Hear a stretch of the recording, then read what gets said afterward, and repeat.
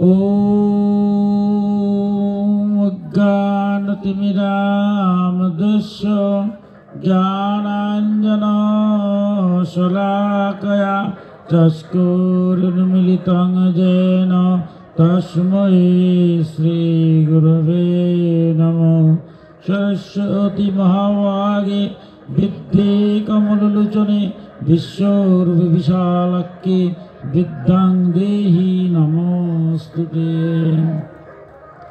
আমরা পৃথিবীতে জন্ম নিয়েছি মানুষ রূপে। গীতায় বলছেন যে মানুষ হয়ে জন্ম নিলেই গীতা মানুষ হওয়া যায় না। দুই ধরনের মানুষের মধ্যে আবার দুইটা শ্রেণী আছে, দুইটা ভাগ আছে। আজকে সরস্বতী পূজার দিন আমার শিক্ষার্থীরা এই দুইটা ভাগ সম্পর্কে জানতে হবে। আমাদের সনাতন ধর্ম যে চারটা আশ্রম, ব্রহ্মচর্য, গারস্থ, বানপ্রস্থ এবং সন্ন্যাস, এই ব্রহ্মচর্য আশ্রমে সেই শিক্ষাগুলো জানতে হয় যাতে দুইটা প্রাণী, মানুষের মধ্যে দুইটা প্রাণী, কোনটা? একদল হচ্ছেন মহাত্মারা আর একজন হচ্ছেন দুরাত্মারা। তাহলে মহাত্মাকে, মানুষ হয়ে জন্ম নিয়েছে আমরা মহাত্মা হব। শিক্ষার্থীরা আমার মা জ্ঞান শক্তি, ঈশ্বরের যে জ্ঞান শক্তি, সরস্বতী মায়ের কাছে প্রার্থনা করে সেই জ্ঞান অর্জন করে যাতে আমরা সবাই মহাত্মা হব। আর দুরাত্মা যে, এই দুরাত্মা থেকে আমরা ত্যাগ করব। অর্থাৎ মানুষ পশুর মতো জন্ম নেয়, পশু মৃত্যু পর্যন্ত পশু থেকে যায়, আর মানুষ পশুর মতো জন্ম নিয়ে মনুষ্যত্ব অর্জনের মাধ্যমে মানুষ হয়। নাইলে মানুষ বলে এটা তো মানুষ নিত নরপশু, বলে না। আজ আমরা সেই তত্ত্ব নিয়ে আলোচনা করব। গীতায় ভগবান অর্জুনকে উপদেশার্থে বিশ্ববাসীকে মহাত্মা যারা, তারা 26টা গুণের কথা বলেছেন। যে মহাত্মা হতে গেলে, অর্থাৎ মনুষ্যত্ব অর্জন করতে গেলে 26টা গুণ। আমরা এই 26টা গুণ কি কি? আর 6টা গুণ বলছেন, এটাও কার? দুরাত্মারা, যারা দুষ্ট, যারা পশুতুল্য, তারারও আবার গুণ আছে। তারার গুণ কয়টা? 6টা। প্রথমেই তিনি বলছেন অর্জুনকে উপদেশার্থে বিশ্ববাসীকে 26টা গুণের কথা, যারা মহাত্মারা। কি বলছেন? শ্রী ভগবান উবাচা ও ভয়াং সত্য সংশুদ্ধি জ্ঞান যুগ ব্যবস্থিতি দানম দমৌত যজ্ঞৌত শ্রদ্ধায়ত পার্যবম অহিংসা সত্যম ক্রুদোতাগ শান্তি উপৈশনম দয়া ভূতেষু অলুপ্তম মর্দানমরি ও চাপলম তেজ কৌমা ধৃতি শৌচম অক্রুদো নাতিমানিতা ভবন্তি সম্পদম দৈবম অভিজাতুষ্য ভারত। এবার বললেন, হে অর্জুন, যে পুরুষেরা দৈবী সম্পদ প্রাপ্তি হয়েছে এবং যারা আসুরী সম্পদ প্রাপ্ত হয়েছে তার লক্ষণ বলতেছি। প্রথমেই বলছেন যে আমি দুইটা, একটা হলো মহাত্মা, তাদেরকে বলছেন দৈবী সম্পদ, মানে দেবতুল্য। আর একটা বলছেন আসুরি, মানে অসুর তুল্য, যারা বলছেন মুরাত্মা, তাদের লক্ষণ পরে বলছেন। প্রথম যেটা বলছেন, যারা মানুষেও মনুষ্যত্ব অর্জন করেছেন তারা তো দেবতুল্য। আমার বিবেকানন্দ বলছেন, যা পশুকে মানুষে আর মানুষকে দেবত্ব উন্নীত করে তার নাম হচ্ছে ধর্ম। যারা আমার মতো অধম, তারা ধর্মের ছোঁয়ায় কি হলো? মানুষ হলো।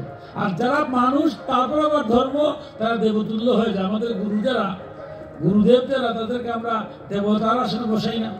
তাই সেই দেবতার আসনে বসাই যারা, প্রত্যেকে আমরা যাতে দেবতার আসনে বসতে পারি, তাই অর্জুনকে উপদেশ করছেন, অর্জুন তোমাকে আজ কি বলছি, দৈবী সম্পদ দেবতুল্য কিভাবে হওয়া যায়, মনুষ্যকুলে জন্ম নিয়া ওই গুণগুলা বলছি। প্রথমেই বলছেন 1 নম্বর 26টার মধ্যে প্রথম হচ্ছে ও ভয়ম, যে ভয় করা যাবে না। দুইটা ভয়, একটা হলো বাহ্যিক ভয় আর একটা হচ্ছে অভ্যন্তরীণ ভয়। আমরা যদি এই সংসারে প্রকৃত অর্থে মানুষ হতে হয়, প্রথমে আমার ভয়টা ত্যাগ করতে হবে। এই সংসারে যে যাই বলি, ভগবান যদি আমারে মানে না, তাহলে কেউ সাধ্য আসেনি মারার। আর আমার যতই সম্পদ থাকুক, যতই ক্ষমতা থাকুক, ঈশ্বর যদি মনে করে মারার, তে কি করে রক্ষা করতে পারে? এই মুহূর্তে ভূমিকম্প শুরু হলো, আমার ব্যাংক ব্যালেন্স আছে, টাকা পয়সা আছে, ধন দৌলত আছে, বিশাল শক্তি আছে, কোন কাজ হবে? হঠাৎ ঘূর্ণিঝড় শুরু হলো, আদি দৈবিক আদি, অত হঠাৎ একটা এমন অসুখ হলো, আমরা জানি অসুখের রক্ষা নাই। তাইলে কি ভগবান যদি এখান থেকে রক্ষা করে তাইলে আমি রক্ষা পাবো। তাই সংসারে ন্যায়, সত্য এবং ধর্ম, এই তিনটা জিনিস, যেখানেই ন্যায় আমি আছি, এইভাবে দৃঢ়ভাবে শিক্ষার্থীরা অর্জন করতে হবে, যাতে পরবর্তী জীবনে গারস্থ আশ্রম বা বানপ্রস্থ বা সন্ন্যাসে এগুলা ঠিক থাকে। সনাতন ধর্মে বলছে সংসার ত্যাগ করে যাওয়ার নাম সন্ন্যাস নয়, গীতায় কিন্তু বলছে না সংসার ত্যাগ করে চলে যাবেন। কলিযুগে তো মহাপ্রভু নিষিদ্ধ করে গেছেন ব্রহ্মবিবর্ত পুরাণ দিয়ে। সংসার ধর্ম শ্রেষ্ঠ। সংসারের থেকে নিষ্কাম ভাবে যদি আপনি যখন কর্ম করবেন, আপনি হবেন সন্ন্যাসী। কারণ স্বয়ং ভগবান কি সংসার ত্যাগী ছিলেন, মনুষ্য রূপী পূর্ণ ব্রহ্মরূপে আসছেন, সংসার ত্যাগ করে গেছেন? কৃষ্ণ গেছেন না, অর্জুন গেছেন না, স্বয়ং ব্যাসে সব লেখছেন, উনি কি সংসার ত্যাগী? রাজা জনক রাজর্ষি, তিনি কি সংসার ত্যাগী? রামচন্দ্র, উনি কি সংসার ত্যাগী? সবাই সংসারী। ভাগবতের 18,000 শ্লোক, ভক্ত প্রহ্লাদ, ভক্ত ধ্রুব, ভক্ত পিতু, 18,000 শ্লোকে শুধু আপনার মতো যারা সংসারের সমস্ত দায়িত্ব পালন করেছে, স্ত্রী পুত্র কন্যা, জগতের কল্যাণ করেছে, জগতের মঙ্গল করেছে, আবার কি করছে? জগতের কল্যাণের জন্য কাজ করেছে, তাদের কথাই ভাগবতে বলা হয়েছে সংসারী। তাই সংসারে থাকতে গেলে ন্যায়ের জন্য, সত্যর জন্য, ধর্মের জন্য কোনো ভয় পাওয়া যাবে না। যেখানে অন্যায় আমি তার বিরুদ্ধে দাঁড়াবো, যেটা ন্যায় এটা আমার প্রাণ যাক, তাতে আমার কিছু আসে যায় না। তাই বলছে ভগবান প্রথমেই বলছেন, তুমি যদি মহাত্মা হতে চাও, দেবতুল্য হতে চাও, তোমার মধ্যে যেন ভয় থাকে না। ন্যায়কে ন্যায় বলবো, অন্যায় অন্যায় বলবো। ধর্ম আছে, আমি আছি, যেখানে ধর্ম নাই যথা ধর্ম তথা জয়, অন্যায় যতই হোক। এখন বলবেন যেটা কিরকম কথা, দেখুন কুরুক্ষেত্র যুদ্ধ, দুর্যোধনের পক্ষ নিয়েছিলেন কারা? সমাজের যারা আমরা অনেক নামি দামি লোক, দেখবেন ভালো মানুষগুলো আজকে অন্যায়ের পক্ষে চলে যায় না? তখনও কি ছিল দাপর যুগে? দ্রোণাচার্য, কৃপাচার্য, বিশ্ব, কর্ণ, এরা কত শক্তিশালী ছিল। ধর্মটা কি আমরা বুঝতে হবে। বিশ্ব স্বেচ্ছামৃত্যু, তারে ভগবান কৃষ্ণ মারতে পারবেন না, কিন্তু উনি কি বাঁচতে পারতেন না শেষ পর্যন্ত? কারণ দুর্যোধনের লোকে থাকছিলেন। কর্ণের মতো দাতা চিন্তা করতে পারবে না। দেখুন এই কথাটা কেন বলছো ভয়ম, দরকারটা কি? কর্ণর কি উচিত ছিল? ইয়ের সাথে যাওয়া, দুর্যোধনের সাথে যাওয়া। হে অন্যায়কারী, তার এত বড় দাতা হয়েও সে দুর্যোধনের সাথে গেল। কিন্তু এত বড় দাতা ছিলেন দাতা কর্ণ।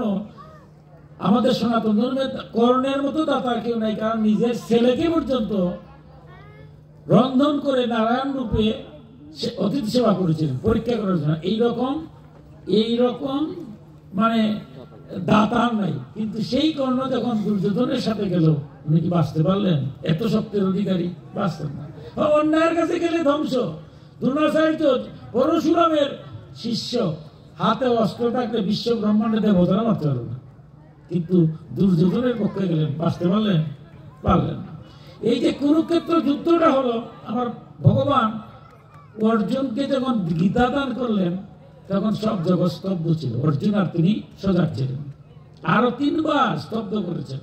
দ্রোণাচার্য বধের সময়, কর্ণ বধের সময়, এটা তো বিরাট বীর।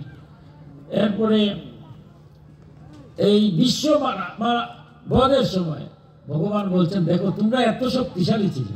এই কুরুক্ষেত্র যুদ্ধ আমরা বলতেছি কার জন্য হচ্ছে? দুর্যোধনের জন্য হচ্ছে, দুঃশাসনের জন্য হচ্ছে। ভগবান বলছেন না। দেখুন কত কঠিন কথা। তিনি বলছেন সমাজ ধ্বংস হয় দুষ্টদের দ্বারা নয়, সমাজ ধ্বংস হয় জ্ঞানীরা নিশ্চুপ থাকার কারণে। আমার মতো প্রথম তো মনে করি সমাজ নষ্ট করেছে কয়েকটা, কিন্তু যারা নষ্ট করতেছে তারা শক্তিটা হলো একটা বিরাট শক্তি। ওই শক্তি ছাতার তলে থেকে তারা দুষ্টামি করে। ওই যদি ছাতা না পেত, তার কি ক্ষমতা আছে দুষ্টামি করার? ভগবান বলছেন, এই 3 জন কি বলছেন? দ্রৌপদীর বস্ত্রহরণ হচ্ছে, কুলবধূর বস্ত্রহরণ হচ্ছে। আমার একটা হুঙ্কার যদি কর্ণ দিত, তাহলে তো শেষ। তার সামনে কেউ দাঁড়াইবার আছে? বিশ্বই দিতেন, অথবা দ্রোণাচার্য দিতেন, এরা দিচ্ছেন একটা হুঙ্কার। ভগবান বলছেন তোমরা কি করছো? তোমরা মাথা নড়িয়ে বসে আছো, দেখতেছো অন্যায়কারী অন্যায় করতেছে। আমরা দেখি না এই সমাজে একটার পর একটা অন্যায় হতে আছে, কিন্তু যারা বিরাট ক্ষমতার অধিকারী তারা আজ বসে আছে দেখতেছে। কিন্তু ভগবান বলছেন কেউ রক্ষা পাবে না, অভয়ম। আপনার এই দরকার নাই। এরা যেমন ধ্বংস হয়েছে, যাদের ছত্রছায়া থেকে সমাজের মধ্যে যারা ক্ষতি সাধন করছে, দুষ্ট স্বামী করতে, কারও রক্ষা পাবে না। তাই তাই দেখুন, যারা যত বড় অপরাধী হোক, সে যদি তার একটা ছাতান দিছে না, তাকে কারো শক্তি না পায়, সে কি দুষ্ট করতে পারে? তাই দুর্যোধনের পক্ষে নেওয়ার কি দরকার ছিল? বারবার কর্ণকে বলছেন, বিশ্বকে বলছেন যে তুমি অভয় কেন দুর্যোধনকে ভয় করলা? তোমরা যদি দুর্যোধনের সাথে না যেত তাহলে কি যুদ্ধ হতো? হতো না। তাই প্রথমেই কথা বলছেন যে কোন ভয়, ন্যায় সে যাই হোক, আত্মীয় স্বজন যাই হোক, ন্যায়ের পক্ষে আমি আছি। অন্যায় আমার আত্মীয় স্বজন ভাই করবো, অসুবিধা আমি তাক করবো। তাই প্রথমেই ন্যায় সত্যকে ধরে রাখার জন্য প্রথম মনটা স্থির করতে হবে। অবয়ম, এই সংসারে আমার কেউ মেরে ফেলবে, আমি ন্যায় করে থাকলে এটা করার কথা নাই। আর আমি ভয় পেয়ে অন্যায়ের কাছে গেলাম, আমার মৃত্যু অনিবার্য হবে। দুর্যোধনের সাথে যারা গেছে কেউ কি বাঁচছে? তাই আমরা বলছি, ভগবান বলছেন অর্জুন তুমি অভয় হবে। 2 নম্বর বলছে সত্য সংশুদ্ধি, অর্থাৎ অন্তঃকরণের উত্তম রূপে স্বচ্ছতা, চিত্ত শুদ্ধি করতে হবে। পূজা পার্বণ যজ্ঞ আমরা করতেছি, আচ্ছা কেন করতেছি?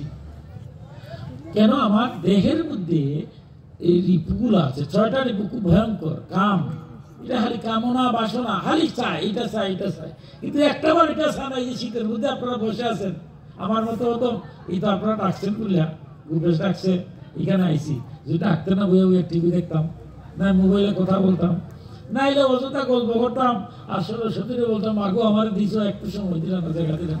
আমি তো তোমার ডাকার সময় পাই না, দর্শন করার সুযোগ পাই না। এটা কি ঠিক কথা হলো? কিন্তু আপনারা এই ঠান্ডার মধ্যে এখানে আসছেন, হয়তো অনেকে সরস্বতী দেখছেন, না দেখলে কি হবে? সরস্বতীকে আপনাদের দেখতেছেন না, উনি তো কেন আছেন, ভগবান তো কেন আছেন, ভগবান তো দেখতেছেন। তাই চিত্তটা শুদ্ধি করতে হবে। আমরা সময় পাই না, কথা ঠিক না, অনেক সময়। আপনারা যারা আছেন সবাই তো সারাদিন কাজ করছেন, এরপরেও আপনারা মনটা স্থির করছেন কেন? যে আমরা যে অনাদি গোবিন্দর যে শক্তি, সরস্বতী জ্ঞান শক্তি, কারণ ভগবান তো একমেব অদ্বিতীয়ম। গীতায় কি বলছেন? দেবতারা আমার শক্তি স্বরূপ। তাই এক একটা শক্তিকে আমরা আরাধনা করছি, ভগবান এক একটা অঙ্গ স্বরূপ। তাই জ্ঞান শক্তিকে আজকে প্রণাম করতে আসছেন। চিত্তটা শুদ্ধ। ময়লা তো আমার মতো অধম কি? কারণ দেখবেন রাস্তা দিয়ে যখন যাই মোটর সাইকেল চালিয়ে, মোটর সাইকেলের গ্লাসের মধ্যে কিন্তু ধুলা লাগে, প্রচুর ধুলা। এখন ধুলা যদি পরিষ্কার না হয় তাহলে কি পিছন থেকে কি আসতে দেখতে পাই? এই দেহটার মধ্যে প্রতিনিয়ত খালি ধুলা। কাম, ক্রোধ, লোভ, মোহ, মদ, মাৎসর্য। কাম মানে কামনা বাসনা, কাম ক্রোধ মানে মানে জ্ঞান বহির্ভূত রাগ, লোভ মানে আরো কিছু চাই, ন্যায় অন্যায় বুঝি না, মোহ বুঝেও বুঝি না কোনটা বলা কোনটা মন্দ। তারপরে মদ মানে অহংকার, আমার মতো বড় নাই, আমার মতো জ্ঞানী নাই, আমার মতো ধনী নাই, আমার মতো মানে নাই, অহংকার। আর কি আছে? মাৎসর্য, পরশ্রীকাতরতা, নিজের ভুল একবার দেখতাম না খুঁজেও, খালি পরের ভুল কোন জায়গাতে আছে, আমি কেন আসলাম, কি কি ভুল আছে খালি দেখলাম, বড় বড় কথা বললাম, কিন্তু ভক্তরা তা করে না। আজকে ভালো কাজ যারা করতেছে ভুল থাকতেই পারে, কাজ যে করে তার ভুল হবে, আমি করি না তার ভুল হবে নাকি? তাই যারা ভালো করছে ভালোটাকে আমরা তুলবো, খারাপটা যদি করে ঘটেও কানে কানে গিয়ে বলবো যেটা এইভাবে না হলে এইভাবে হয়। কিন্তু আমার মতো দম না, নিজের আত্মসমালোচনা করবো না, আত্মবিশ্লেষণ করবো না, আত্মসংশ্লেষণ করবো না, আত্মশুদ্ধি করবো না, খালি পরের সমালোচনা, পর ভালো, আমি সবচেয়ে ভালো মানুষ। কিন্তু ভগবান বলতে নেই অর্জুন, না, তুমি চিত্ত শুদ্ধি করো। সকালবেলা যে ঘুম থেকে উঠছিলা, রাত্রিবেলা ঘুমাইবার সময় একটা বার চিন্তা করো। কি চিন্তা করবা? যেমন আমার মতো হতো সারাটা দিনই তো সমাজে আমার ভগবানের এই যে কিছু সময় আপনার ধারণা আসছে, এখন আর আমার নাই, এই আমার শক্ত হয়ে গেছে। কিছু করে লেগে ভক্ত দর্শন হয়েছে, এখন আমরা বুঝতে পারবো যে কোনদিন যখন যে মুখিয়া এই সংসারে সব থাকবে, আমি থাকবো না। তাই আমারটা বাদ দিয়ে রামকৃষ্ণ বলছে আটা খেটে দাও, হয়ে যাবে মার সংসার, জগৎ সংসার। জগতের কল্যাণের যে সর্বজনীন পূজা, সবার মঙ্গলের জন্য করছে। ঠিক না? তাই সবচেয়ে বড় যে জিনিসটা হচ্ছে চিত্তটাকে শুদ্ধি করতে হবে। সকালবেলা থেকে আমি কি কি কাজ করলাম, ভগবান বলছেন তুমি চিত্ত শুদ্ধি করো রাত্রে। আজকে রাত্রে গিয়ে দেখলাম সারাদিনের মধ্যে আজকে আমার পিতরা চা বাগানে আসলাম, ইসামতি গেলাম, ওই কিছুক্ষণ সময় রইলাম, আর বাকি সময় তাহলে আমারই কাটাইছি। ভগবান বলছেন ঠিক আছে, অসুবিধা নাই, তুমি যে কাজগুলা যার সাথে খারাপ ব্যবহার করছো ভালো ব্যবহার করছো, এগুলো আত্মসমালোচনা। ঘুমাবার সময় চিত্ত শুদ্ধি করতে কি করতে হবে? আত্মসমালোচনা, নিজের সমালোচনা।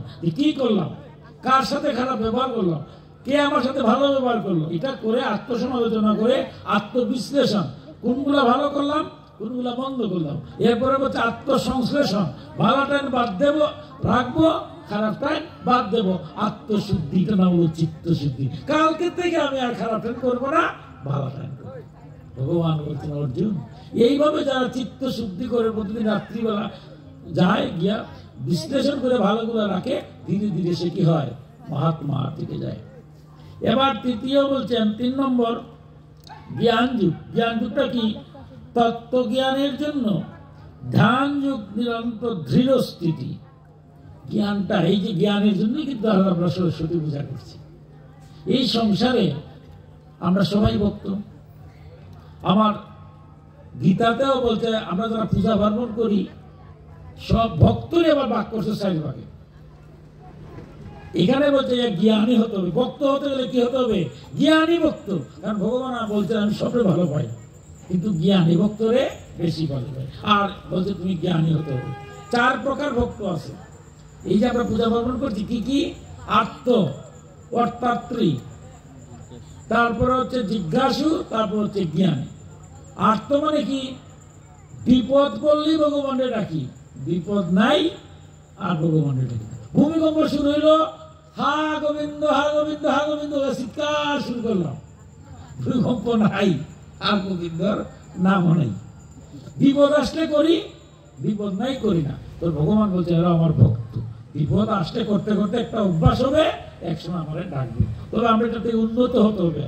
যেমন আপনারা বিপদ আইলো ভগবানের ডাকে, নাইলে এই ঠান্ডার মধ্যে এখানে বসে আছেন, এখন তো আর আপনারা কোনো বিপদ নাই, আসেন কোনো বিপদ নাই, ভগবান দেখেন। এখন তো যারা বিপদ নাই, আপনারা আসছেন কি? আজকে জ্ঞান শক্তিকে দেখার জন্য ভগবানের কি কথা শুনবেন? বিপদ ছাড়া জ্ঞানী ভক্ত। বিপদ নাই যখন, ভগবান সব দেখে। আপনারা এই স্তরে চলে গেছেন। আমার মতো ধম, ওই বিপদ আসলো ডাকলাম, বিপদ নাই আর ডাকবো না, এগুলো আত্ম অর্থাত্রী ভক্ত। অর্থাত্রী কি? তোমার লগে আমার লেনদেন, মাগো সরস্বতী আমার এইটা দাও, আর একটা ডাক্তার বানিয়ে দাও, মেয়ের একটা ইঞ্জিনিয়ার বানিয়ে দাও, তাইলে তোমার আমি দিব, ভালোভাবে পূজা করবো। আমার লেনদেনের সম্পর্কটা। তো এটাও একটা ভক্ত। বলছেন আর কেউ তো চায় না, ভক্ত কেন বলছেন? আর কেউ কে চাইনি, আমি এত চাইছি কার কাছে? মার কাছে। তাই মা বলছে ঠিক আছে নেও, কিন্তু নিহত হলো না। কদিন পরে ডাক্তার হলো, এখন আমার আর দেখে না। মা গো, মা বলতে বাবা তুমি ডাক্তার সাথে ডাক্তার হয়েছে, তুমি তো আর মানুষের কথা বলছো না, তোমার পর আমি মানুষ করে দিতাম। তা আমি যে চাই, চাওয়াটা তো ঠিক হয় না। জ্ঞানী ভক্তরা কি এরকম না? জ্ঞানী ভক্তই বলবো একটু করে জ্ঞানীর লক্ষণ, কিন্তু আমার মতো ওদের তো চাইতেও জানি না। আর চাইতেছি যে আমার ডাক্তার বানাই দিল, ইঞ্জিনিয়ার বানাই দিল, কোটিপতি বানাই দিল, দিয়ে এত করে আর ছেলেও দেখে না, আমাদের শেষে আবার কান্নাকাটি করি। কিন্তু তাই ভগবানের কাছে চাওয়া, যারা চায় ঠিক আছে, আমরা তো আর সংসারে জীব সবাই ত্যাগ করতে পারি না, তবু গোবিন্দ বলছে আমার কাছে সে চাচ্ছে। তাই এটা হচ্ছে অর্থার্থী। এরপর আছে জিজ্ঞাসু। কিছু ভক্ত আছে ভগবান নাই এটা অস্বীকার করে না, আবার ভগবান আছে এটা বিশ্বাসও করে না। দেখবেন খালি সাধু সন্ত থাকলে করে উল্টা পাল্টা কথা বললে জর্জরিত করে ফেলে। উদ্দেশ্য তাদেরকে অপমান করাটা নয়, অর্থাৎ তার জ্ঞান তৃষ্ণাটা মিশছে না। যেমন কিরকম এক ব্যক্তি এক সাধু ব্যক্তিরা দেখছে, দেখে বলতেছে এই তুমি যে শুধু বলো ভগবান ভগবান, ভগবান দেখাইতে পারবো নাকি? তো বলতেছি এটা তো তোমার উপলব্ধি করতে হবে। অনেক জ্ঞানমূলক কথা বলছে। উনি তার জিজ্ঞাসিত, অতিরিক্ত বারবার প্রশ্ন করতেছে। হঠাৎ করছে কি, যে সাধুরে বারবার প্রশ্ন করতেছে, জর্জরিত করছে, হঠাৎ সাধু থেকে একটা পাথরি কেন আছে, মানে সেটা ডিল। এখন যে বক্ত এর কাছে মাথা ফেটে, কি বিপদ না? উনি বলতেছে উনি বুঝি তুমি সাধু, তোমার আমি কয়েকটা প্রশ্ন করলাম আর আমার তুমি ঠিক মারছো, তোমার আমি জেলের ভাত খাওয়াবো।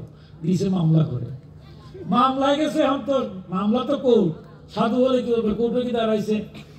তখন জজ সাহেব তো কি করবে, সাধু হলে কি হবে, কোর্টে গেছে বিচারক, বলছে দেখুন সাধু বাবা আপনি কোর্টে দাঁড়িয়েছেন, আমার খারাপ লাগে, কিন্তু আমার তো কিছু করার নেই, আপনার শাস্তি আমার দিতেই হবে। আপনি কেন ওই সাধু হয়ে ওনার মাথার মধ্যে আঘাত করলেন? সাধু বলতেছে আরে আমি আঘাত করলাম মানে, আমি তো তার প্রশ্নের উত্তর দিয়েছি। অন্তত জজ সাহেব আরে কি বলছেন, আপনার কি প্রশ্ন করছেন, কি উত্তর দিলেন, তার রক্ত বাইর হয়ে গেছে, আপনার তো এটা মার্ডার কেসের আসামি, আর আপনি বলছেন। দেখুন সে খালি বলতেছে ঈশ্বর দেখান, ঈশ্বর দেখান। ঢিল মারলেন, ঢিল মারলে কি হয়েছে? বিচারক বলতেছে তোমার ঢিল মারা কি হয়েছে বলো, তুমি বলো।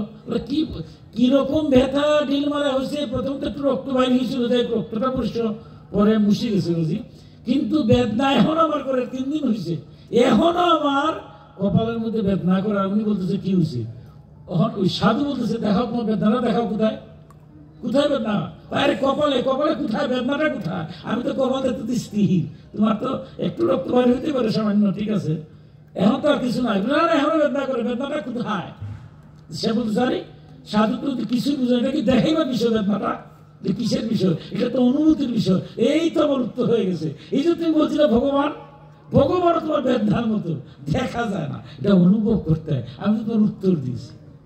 জিজ্ঞাসা বক্তব্য এরকম অনেক জিজ্ঞাসা করতে করতে তবে একটা পর্যায়ে গিয়া তারাও ভগবানের শরণাগত হয়। আর জ্ঞানী ভক্তকে, এই যে বলছে জ্ঞানী, সে হচ্ছে সে জানে যে আসলে ভগবানের কাছে আমি কি চাবো এটাও ঠিক না, যে যা চাবো হয়তো ভগবান আমার দিবেন দিয়ে আমার হিতে বিপরীত হইতে পারে। তাই বলে ভগবান জন্ম জন্মান্তরে যত পাপ আছে আমার মোচন করে দাও, আর তুমি যা ভালো তাই করে জগতে আসছি, একদিন চলে যাব, তুমি যা ভালো তাই আমারে দিয়া করা। আচ্ছা দেখেন তো, যখন এইরকম ভক্ত যখন ভক্তি দিয়া বলে যে ভগবান তুমি যা ভালো তাই করা, এখন ভগবান বিপদে ভরে গেলেন না?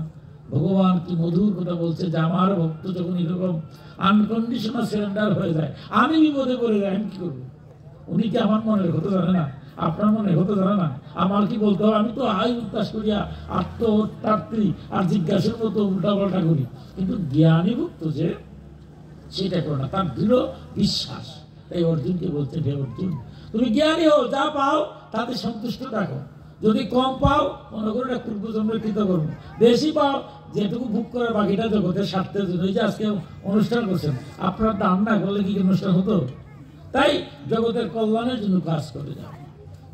এই 4 ভক্তের মধ্যে শ্রেষ্ঠ ভক্ত হচ্ছে জ্ঞানী ভক্ত। তাই এখানে জ্ঞানকে বলছে তুমি জ্ঞানী হও, কারণ জ্ঞানীরা উল্টা পাল্টা করবে না, ঝগড়া বিবাদ কেটাই করে।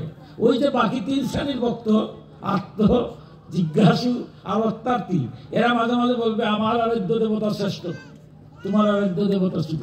আরে ভগবান কি কয়েকজন নাকি? ভগবান গীতায় কি বলছেন? যারা জেনে কিংবা না জেনে অন্য দেবতা কোনো কিছু পাওয়ার জন্য দেবতার অর্চনা করে, তারা আমারই অর্চনা করছে, কারণ দেবতারা আমার অঙ্গ শুধু। আমার ডাইন হাত আমি বলবো এটা আমার না, বাম হাত এটা আমার না, ডাইন সুখ আমার নাই, বাম সুখ আমার। ভগবান হচ্ছেন একজন, তার বিভিন্ন রূপ থাকে। বিভিন্ন সময় জ্ঞান দিতে যখন আসেন তখন জ্ঞান দাতা সরস্বতী, যখন ধন দিতে আসেন আমরা যখন আকাঙ্ক্ষা করি, আমরা যারা সংসার আছে আকাঙ্ক্ষা নাই, সংসার জীবনে বলছে ধর্ম অর্থ কাম ও মুখ্য 4টে আমার দরকার, অতএব আকাঙ্ক্ষা আমার থাকবে। জ্ঞানের জন্য যখন আমি অর্চনা করব তখন হচ্ছে সরস্বতী, ধনের জন্য যখন অর্চনা করব তিনি হচ্ছেন লক্ষ্মী। আজকে হংস বাহন, হংস মানে কি? দুধ মিশ্রিত জলের মধ্যে সে দুধটা নেই, জলটা নেই। তাই এই সংসার থেকে আমি সেই জ্ঞান অর্জন করবো যেটা জগতের মঙ্গল হয়, জগতের কল্যাণ হয়। আমার দ্বারা যেন এমন জ্ঞান হয় না যে জ্ঞান দ্বারা জগতের মঙ্গল হয়। আমি জ্ঞানী হলাম, এখন আমি ঘুষ খাই, দুর্নীতি করি, তাইলে কি এই জ্ঞান দিয়ে আমার লাভ হবে? হবে না। তাই বলছে যে তুমি সরস্বতীর কাছে প্রার্থনা করো, জ্ঞানী হও। এক ব্যক্তির 4টা ছেলে, প্রতিদিন এই যে ছোট্ট ছোট ছোট ছেলে মেয়েরা আসতে খুব ভালো লাগছে, অনেক তরুণ যুবকরা এখানে, আমার প্রিয় ছোট ভাই বোনরা আছে এখানে, খুব ভালো লাগতেছে। তো রাত্রিবেলা যখন বাবা অফিস থেকে আসে, বাচ্চারা অপেক্ষা করে বাবা কিছু একটা নিয়ে আসবে, বিশেষ করে চকলেট নিয়ে আসলে তো আর খুবই আনন্দ। প্রতিদিনই বাবা নিয়ে আসে, 4 ছেলে তো। একদিন বিকালবেলা আসছে, চার ছেলে তার পাশের বাড়ির সামনেই একটা মাঠ আছে, খেলার মাঠ, ওই খেলার মাঠে খেলতেছে। তো চারটা ছেলে খেলতেছে, তো একটা ছেলে যেমনে বাবারে দেখছে তার বাপসে চকলেট নিয়ে আইছে, সে কি করছে, দৌড় দিয়ে বাবার কাছে গেছে, বাবা চকলেট আনছো, বাবা জানছি দাও, খেলা বাদ দিয়ে চলে গেছে, বাবার চকলেটটা নিয়ে এসে আবার সে খেলতে গেছে। সে হইলো কি অর্থাৎ বাবার লগে সম্পর্ক হলো চকলেটের, আইসো বাবা দিলাম, শেষ, তুমি আনবাই দিবাই। আরেক যেমনে সে নিয়ে আইছে, আর একটা ছেলে কান্নাকাটি শুরু করছে, হাইরে শেষ, এ তো আগে গেছে, আমারটা রাখছে না, শেষ। এ কান্নাকাটি করে গিয়া বলছে, বাবা তুমি তার সব দিয়া দিলা, যাওয়ার আগে বলছে দিয়া দিছ সব, কেউ যদি ভালো হয় মাকে বলে মাগো সব দিয়া দিলে, আমাদের কিছু দিলে আসলো না, অত্যাত্তি। সে কে বলছে, বাবা বলতেছে আমার সন্তান তুই তোর না রেখে দিয়ে দিব নাকি, হ্যাঁ তোরটা তো আসি তো দেও, বাস সে পাইয়া গেছে, খেলতেছে। 3 নম্বরটা সে দেখতেছেন, সে ভাবতেছে আমারটা আছে, আবার ভাবতেছে এটা কান্নাকাটি করে গেছে, যদি বেশি কান্নাকাটি করে আমারটা নেই কি, পুরাপুরি বিশ্বাস নাই। আবার বাবা খেলা দেখতেছে, এটাও বুঝতেছে যে বাবা আজকে খুব আনন্দ পাচ্ছে খেলাটা, এরা তো খেলা তাক করে চলে গেছে, আর সে আবার খেলা তাকও করছে না, আবার বাবার কাছে দূরে যাচ্ছে না, আস্তে আস্তে আস্তে আস্তে খেলতে খেলতেই খেলার ফাঁকে ফাঁকে যাচ্ছে, গিয়ে গিয়ে বাবার কাছে গিয়ে বলছে, বাবা আমারটা আছে না নাই, বাবা বলতে আসেনি, দিলাও, তার মানে খেলার মাঠ থাক করে নাই, বাবার একটু না একটা নিয়ে গেছে, এগুলো জিজ্ঞাসা। আর আরেকটা ছেলে এটা কোনোদিনই খেয়ালই নেই, কোন ছেলে গিয়ে আনলো কোনটা গেছে তা নাই, সে তার বাবারে দেখা মাত্রই সে ভাবতেছে কি জানেন, চাইলে আমার বাবা প্রতিদিন চকলেট নিয়ে আসেন, ওরা তো আনবে, এটা তার কথা দরকার নেই। আজকে বাবা হয়তো কোনো অফিসে কাজ ছিল না, তাই আজকে একটু সকাল চলে আসছে, খেলা দেখতেছে, তার মানে কি আজকে একটা গোল দিতেই হবে, যদি একটা গোল দিয়া দেই তাইলে যে বাবা একটা খুশি হবে, এই যে আমার মানব জনম, আমার ছাত্ররা আজকে পূজা করছো, তোমরা একটা গোল দিতে হবে, কোন গোলটা দিতে হবে, তোমরা একটা মানুষ হতে হবে। তোমরা যদি সত্যিকার একটা মানুষ হয়ে যাও, আজকে ছাত্র অঞ্জলি সংঘ সার্থক। তার মা বাবারা বলতেছে আমার ছেলেটা মানুষ হিসেবে তো গোল দেওয়া, জীবনটা তো এরকম আনন্দের মধ্যে, সে আর কোনো দিকে খেয়াল নাই। আজকে যে মা সরস্বতীর পূজা করছে, যে ছেলেটা জ্ঞানী, সে আর কোনো দিকে খেয়াল নাই, ছাত্রানাং অধ্যয়ন অধ্যপ, সারাটা বছর তপস্যা করতে হবে, পড়তে হবে, যদি না করো সরস্বতী পূজা করে লাভ হবে, হ্যাঁ তাহলে জিজ্ঞাসা ভক্তর মতো হালি হবে, ও অর্থাৎ মাগো দিলাম। কিন্তু জ্ঞানী সে বলতেছে কে যে আমার বাবারে আজকে আনন্দ দিতে হবে, কি আনন্দ, গোল একটা দিয়ে দেবো, তাইলে বাবা যে আনন্দ হবে। তোমরা যদি একটা গোল দিয়া দেও, সবচেয়ে ভালো, সারাটা বছর পড়াশোনা করো, তোমাদের স্যার ওইখানে আছেন উপস্থিত, হ্যাঁ তাইলে দেবে, বাবাও খুশি স্যারও খুশি। তাই সে এমন খেলা দিছে, কোনো দিকে খেয়াল নাই, শেষ মুহূর্তে গোল একটা দিয়েও দিছে, যেমনে গোল দিছে সময়ও শেষ, বাঁশি বেঁচে গেছে, বিজয় লাভ, এক দৌড়ে গিয়ে বাবার কুলে উঠে গেছে, আনন্দে বাবা আত্মহারা গোল দিয়েছে, বাবার কুলে উঠে বাড়িতে গেছে। সে আর জিজ্ঞাসা করে না যে তোমার কাছে চকলেট আছে কিনা, বাবাই চিন্তা করে, আরে 3 ছেলে তো লিয়া গেল, এদিকে কিছু কথা বলে না, বাড়িতে গিয়া বলতেছে, আরে বাবা তোমার চকলেট তো তারা নিয়ে গেছে, তুমি তো আমাকে বললো না চকলেট দেওয়ার জন্য, একটু মজা করতেছে। সে বলতেছে, আমার বাবা তুমি আমার জন্য না রেখে তুমি তাদেরকে দিয়ে দিবে, এটা কি হয়? এটি তো দৃঢ়তা। আমি যদি আমার ভগবানকে বিশ্বাস করি, আমার ভগবানকে আমাকে দেবেন না, এটা হতে পারে? আমার ভগবান ওনাকে যদি আমি জল, তুলসী পত্রম, পুষ্পম, ফলম, তুষম, প্রতিদিন যদি জল দেই, প্রতিদিন তুলসী পাতা দেই, প্রতিদিন একটু ভগবানের ডাকি, সন্ধ্যাবেলা প্রার্থনা করি, ভগবানকে আমার বিপদ ফেলাবেন? ভগবান আমার দিবেন না? জ্ঞানী ভক্ত চিন্তা করবেন, কাজ করে যায়, জগতের কল্যাণের জন্য কাজ করে যাব। আমার কি সমস্যা? এটা আমার গোবিন্দ দেব। আস্তে ছেলেটা কি বলছে, বাবা ওরা নিয়ে যাবে, তুমি আমার বাবা, আমারটা তো তারা দিবে, এটা প্রশ্নের জন্য, আমারটা তো আছেই। এবার বাবা চিন্তা করলো, সম্পূর্ণ এত দৃঢ় আমার ছেলে। এবার নিজেই বাবা কি করলো, চকলেটটা খুলে বলছে, বাবা এবার তুমি এটা খাও। এবার ছেলে কি বলছে দেখুন, বলছে, বাবা প্রতিদিন তো তুমি চকলেট আনো, আমি খাই, আজকে আমি খাবো না। বাবা বলছে, কেন তুই খাবে না? মানে আজকে যে আমি গোল দিলাম, আজকে তোমার এটা খাওয়াইতে হবে, আজকের চকলেটটা বাবা তুমি খাবে। বাবা তো হতম হয়ে গেছে, কি বলবে না আজকে গোল দিলাম, আমার তো দাও, ওটা তো আমার অধিকার, আমার, তবে আজকে আমি খাবো না, কারণ বাবারে দিয়ে দিচ্ছে জুড়ে। আচ্ছা বলেন তো দেখি, বাবাকে চকলেটটা খাবে? বাবার চোখের জোর ধরছে যে আমার ছেলেটা কিরকম বুঝে, হাইরি।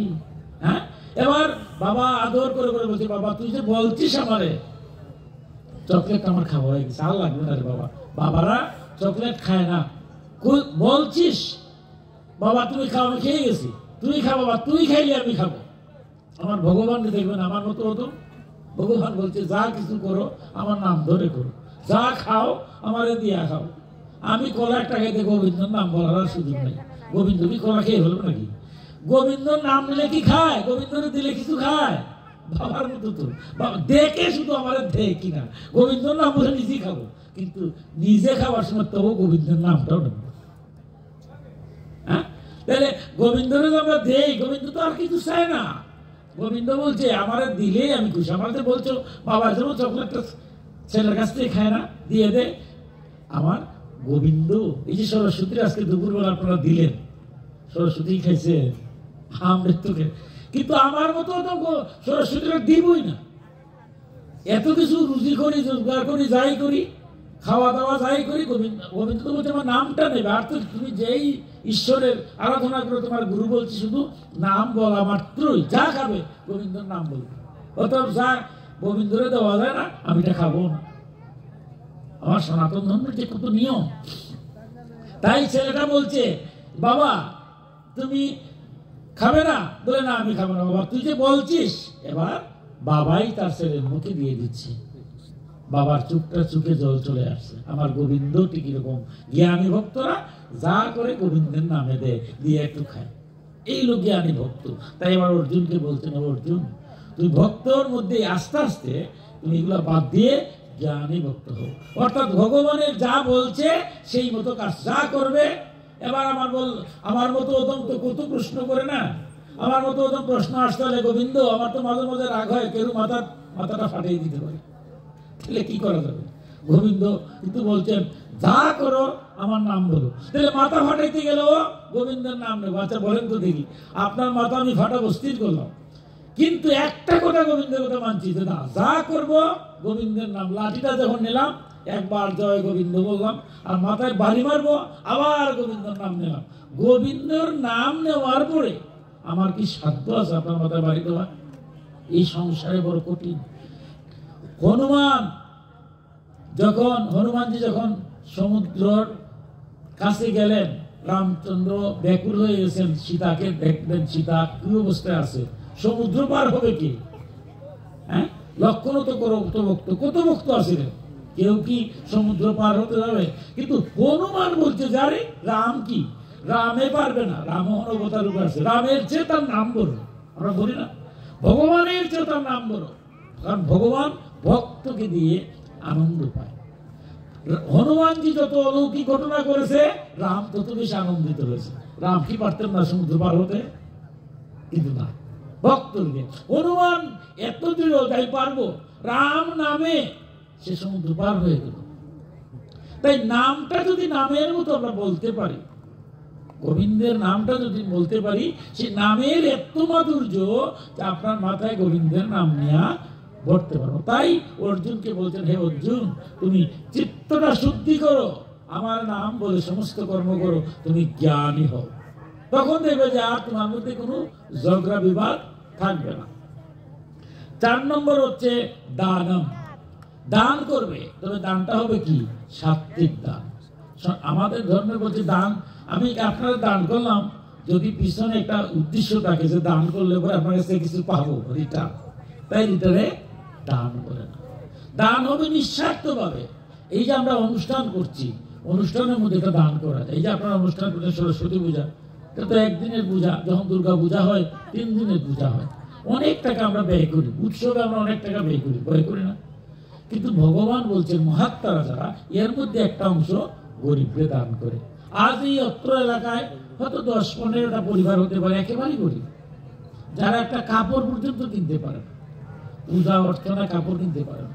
তো আমরা যদি পূজার অযথা ব্যয়, অনেক ব্যয় হয় না, যেগুলো লাইটিং প্রয়োজন আমরা করবো, কিন্তু অনেক সময় তো আমরা অযথা ব্যয় করি যেটা প্রয়োজন নাই, এটাও করি, করি না? 1 লক্ষ টাকা খরচ করে আমরা আনলাম কি বলে এই শিল্পী, সে আইসা দেখো ধর্মীয় সঙ্গীত না গাইয়া লাগাইছে অন্য অন্য সঙ্গীত। আমরা দেখি না, আমার তো আপনার একটা ইউটিউব চ্যানেল আছে নৈমিষারণ্য, আমার গ্রুপে শুধু সার অনেকে আছে, দেখবেন ইউটিউবে গেলেই পাবে নৈমিষারণ্য। আবার একটা গ্রুপও আছে। তো দেখা যায় মাঝে মাঝে বিরাট শিল্পী আসছেন, কত 1 লক্ষ টাকা দিলাম, শিল্পে গান গাইলেন কি ছায়াছবির গান না আধুনিক গান, ধর্মীয় একটা গান গাইলেন, ধর্মীয় গান তো সেটা গান দেহ তো একটা আনন্দ হয়, কিন্তু সেটাও হলো না। কিন্তু আমরা 1.5 লক্ষ টাকা দিয়ে দিলাম। কিন্তু তার থেকে আমার এলাকায় যদি শিল্পীরে দিয়া ধর্মীয় সঙ্গীত গাওয়াতাম, হয়তো খরচ হতো বেশি, হয়তো 50,000 1 লাখ টাকা বাঁচত।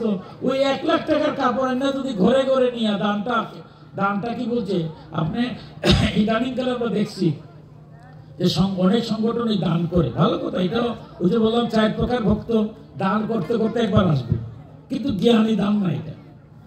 এই যে ভক্ত যেমন এরকম দানটাও ঠিকই, যেমন যে কাপড়টা নিতে আসবে তারও তো একটা লজ্জা বুঝছে, কারণ এই সংসারে তো আজকে আমি কাপড় দিচ্ছি, ভগবান না করুক এই জীবনে আমার হয়তো কাপড় একটা ভিক্ষা করে না লাগতে পারে। এই সংসারটা বড় কঠিন।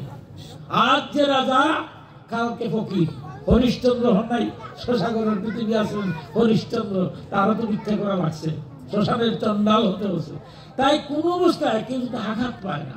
কেন বলছি দানটা জানবে না, আমি 10টা পরিবারের সাহায্য করব, 10টা কাপড় দিলাম, মাইকের মধ্যে কেনা দিলাম, আমি বলছি না এটাও দান। এই 4 প্রকার দান আছে, তামসিক দান, রাজসিক দান, দান শক্তি, কিন্তু সেটা সাত্বিক না। সাত্বিক নাই কেন? 10টা পরিবারে যদি না জানাইয়া, কেউ জানলাম না, যারা কমিটির আছেন এরা যদি 10টা পরিবারকে 10টা কাপড় দিয়ে ভক্তি দিয়ে বলতেন যা কালকে আমার দুর্গা পূজা হবে বা সরস্বতী পূজা হবে বা হরিনাম যজ্ঞ হবে, দেখুন আমরা এই কমিটি থেকে আসছে, আপনার এই কাপড়টা পরে একটা ভক্তি দিবেন। কেউ জানতো না, এই ব্যক্তি যখন একটা কাপড়টা পরে এসে ভক্তি দিবে, ভগবান তেমনি কাপড় দিয়েছেন।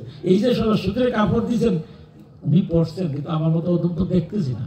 কিন্তু এটা গরিবরা যখন কাপড়টা দিয়ে আসবেন, আগের দিন রাত্রে পরের দিন এসে ভক্তি দিবে, আপনি দেখবেন জীবন্ত সরস্বতী এসে আসছে। তাই বলছেন, তবে এটাও দান, আমি বলছি না নিরুৎসাহিত করবো না, যারা এইভাবে দান করছে ওই যে আস্তে আস্তে ভক্ত হতে হবে, এটা তো ভালো, অসুবিধা নেই। তারপর তো দান হচ্ছে, একটা সময় দেখবেন যে আর এটা হবে না। তাই বলতে তোমার যে সময় সুযোগ পাও নিঃস্বার্থভাবে, যারা তোমার চেয়ে কম তাদেরকে নীরবে নিবৃত্তে দান করো। এই সংসারে আমরা তো কে কোনদিন গরিব আমরা জানি না। আজকে যদি আমি জ্ঞানী হই তাহলে আমার কাজ হলো জ্ঞানদাতা। শিক্ষকরা কি করেন? শিক্ষকরা তো নিজের পেট বাঁচাতে হবে, প্রাইভেট পড়াতে হবে, সবটা ঠিক আছে। আবার দেখবেন 5টা 6টা বাচ্চারে বিনা পয়সায় পড়ান, লাগবে না, টাকা লাগবে না। এটি হচ্ছে দাম। আপনি যে জায়গাতেই আছেন, যে স্তরে আছেন, আপনার জায়গা থেকে নিঃস্বার্থভাবে সমাজের কিছু মঙ্গল করেন, এটা নামই হচ্ছে দাম। যাতে এবং তাদেরকে যাতে ছুটো না হয়। একটা কাপ, যারাই আমরা গরিব, আজকে যে গরিব কালকে ধনী হতে পারে, আর আমি যে গরিব ধনী আছি কালকে আমি গরিব হতে পারি। তাই কাউকে ছুটো করা যাবে না। টাকা পয়সা আজ আছে কাল নাই, তবে নীরবে নিবৃতে ভগবানকে যত্র যত্র নেত্র পরে তত্র তত্র কৃষ্ণ স্তোত্র, মহাপ্রভু সেখানে সমান করে দিচ্ছে, যাহারা চোখ যায় কৃষ্ণ দর্শন করো। তাই সেইভাবে নাম হচ্ছে সাত্বিক দান। 5 নম্বর হচ্ছে দম। 5 নম্বর দম মানে কি? ইন্দ্রিয় নিয়ন্ত্রণ। এই যে আমাদের ভগবান আমার ইন্দ্রিয়গুলো দিয়েছে, এগুলা ও তো ভালো মানুষ না। এই যে আমার ইন্দ্রিয়গুলো, হাত, চোখ, কান, মুখ, পা, এগুলা কিন্তু ভালো কাজ। এই যে আপনারা মতো ভগবানের কাজ করছেন, যারা এই যে সারাদিন কাজ করছেন, এটা ফুল এনে দিয়েছেন, এটা তো হাতটা কাজে লাগলো, হাতটা মন্দিরে আসছে, গোবিন্দ দর্শন হইল, 12টা কাজে লাগলো, চোখ দিয়ে গোবিন্দরে দেখলেন, চোখে কাজ হলো, ভগবানের কথা শুনলাম, কানটা কাজে লাগলো, গোবিন্দের নাম নিলাম, মুখটা কাজে হলো, একটু প্রসাদ খাইলাম, ভগবানের মুখটা কাজে লাগলো। কিন্তু আমার মতো ওদম মন্দিরে যাওয়ারও সময় নাই, ভগবানের নাম বলারও সময় নাই, ভগবানের নাম শোনারও সময় নাই। কিন্তু ওখান যদি হঠাৎ করে আমার প্যারালাইজড হয়ে যায়, আপনারা বলতে পারবেন যে আপনার প্যারালাইজড হবে না? এই কথা বলার কি ক্ষমতা আছে? কেউ বলতে পারবে। গোবিন্দ, আমি যে বেঁচে আছি, আপনি বেঁচে আছেন, এই যেখানে আছি, সব সুন্দরভাবে বাড়িতে যাব, এমন নিশ্চয়তা দিতে পারবেন? কত অবাক! অর্জুনকে বলছেন, অর্জুন তোমার চোখের সামনে কত লোক যাচ্ছে, আমাদের পিছনে আত্মীয় মারা যাচ্ছে না, আর হারিয়ে মুখ ছিল হঠাৎ মারা গেল। আরে হঠাৎ যে মারা গেছে, আমি হঠাৎ মরবো না কে জানে? আমি যদি এই মুহূর্তে মারা যাই, মারা যাব, এটা ধ্রুব সত্য। মারা যাবো না এটা অলৌকিক, এটা গোবিন্দের কৃপা। গোবিন্দ আমার হৃদয়ের মধ্যে বসে আছেন, এর লেগে আমি জীবিত আছি। কিন্তু এই মুহূর্তে যদি গোবিন্দ শেষ নিঃশ্বাস প্রতিবাহিত তো আসেন, আমরা বলি না মানুষ মারা গেলে শেষ নিঃশ্বাস ত্যাগ করে যাবে, মানে শ্বাস নিচ্ছি মানে গোবিন্দ আসছেন আর যাচ্ছেন, একবার গেলেন আর ফিরে আসলেন না, শেষ নিঃশ্বাস ত্যাগ। গোবিন্দ চলে গেলেন, কেউ আমার নামটা বলে না। মানুষ মরলে কি নাম বলে? বলবো এটা লাশ। এত টাকা পয়সা ধন দৌলতি কি হবে? এই এক সেকেন্ডে তো আমি লাশ হয়ে যাবো। তাই অর্জুনকে বলছেন, অর্জুন বারবার খেয়াল করো, তোমার ভিতরে কিন্তু আমি আসি, আই যাই। অতএব তোমার ইন্দ্রিয়গুলারে তুমি একটু নিয়ন্ত্রণ করো। হাত দিয়া সব কাজ করতে পারে, কিন্তু গোবিন্দর ফুল আনতে তোমার সময় নাই। চোখ দিয়া সব দেখতে পারে, ভক্ত দর্শনের সময় নাই। এখন যদি প্যারালাইজড হয় তাহলে কি হবে? তো হাতও আর চলবে না, পাও চলবে না, চোখ দিয়েও আর দেখি না, কান দিয়েও আর শুনি না। এই গোবিন্দ যে সব আমাদের ভালো দিল, ঈদের একটু কাজ করি। এই যে ভগবান কি বলছেন? তাই বলছেন তুমি দম ইন্দ্রিয়গুলো নিয়ন্ত্রণ করো, সব কাজ করো। তুমি সকালবেলা একটু ফুল তুলসী দাও, এত হাতে কাজ লাগলো, পায়ে কাজ লাগলো। যেখানেই ভগবানের নাম গুণগাথা হয় সেখানে যাও, দেখবা তো। ভক্ত দেখলে তো হলো, ভগবান দেখলাম, ভগবানের চোখটা কাজে লাগাও, গোবিন্দের কথা একটু শুনো, নিজে একটু পড়ো, নাহলে একটু প্রসাদ খাও, সন্ধ্যাবেলা একটু কীর্তন করো। তাইলে তোমার ইন্দ্রিয়গুলো কি হবে? আমার সাথে যুক্ত থাকবে। আর ভগবান বলছেন আমার সাথে যদি ইন্দ্রিয়গুলো যুক্ত করে দাও, তার প্রশ্ন তো আমি করি। এই যে আপনারা ভক্ত, এই ঠান্ডার মধ্যে মাটির মধ্যে বসে আছেন, আপনারা যে শক্তি কি জ্ঞানী ভক্ত। কারণ ভগবান বিপদে আসলে, আমার ছেলের বিবাহ দেখুন, আমার ইন্দ্রিয় নিয়ন্ত্রকের অবস্থা কিরকম, আমার ছেলের বিবাহ, বিবাহ হোক না, ভগবান কিনা আকর্ষণ আমার ছেলের বিবাহ হবে না, দশমী তো আমার সংসার ধর্মশ্রেষ্ঠ।